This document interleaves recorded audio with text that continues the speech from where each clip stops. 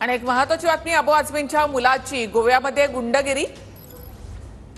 Calangute beach जवळ वाद झाल्यामुळे फरहान आझमींकडून बंदुकीचा धाक दाखवण्यात आलेला आहे। अबू आझमींच्या मुलासह 4 जणांवर गोव्यामध्ये गुन्हा दाखल करण्यात आलाय। टर्न मारताना आझमीनं इंडिकेटर दिला नसल्यामुळे गाडीचा किरकोळ अपघात झाला। अधिक माहिती आपण घेऊयात गोव्यामधून आमचे प्रतिनिधी लक्ष्मण जाधव यांच्याकडून। लक्ष्मण, काय नेमकं घडलं? फरहान आझमी हा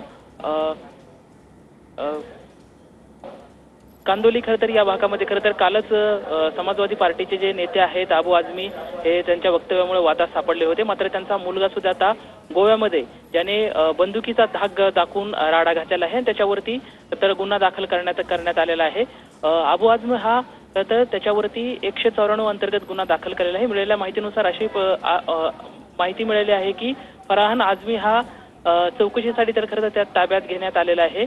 आपल्या गाडीमधून जात असताना कांदोली या भागातून तो गाडीमधून जात होता आणि गाडीने खरं तर यू टर्न घेत असताना त्याच्या गाडीवरती एक दुसरी गाडी येऊन त्या ठिकाणी आदळली आणि त्याच्यामुळं जे लोक आहेत आणि त्यांच्यामुळं दोघांमध्ये मोठा गोंधळ निर्माण झालेला पाहायला मिळाला होता आणि त्यांना धाक दाखवण्यासाठी अबू आझमीच्या मुलानं खरं तर बंदूक दाखवून खरं तर धाक दाखवलेला होता।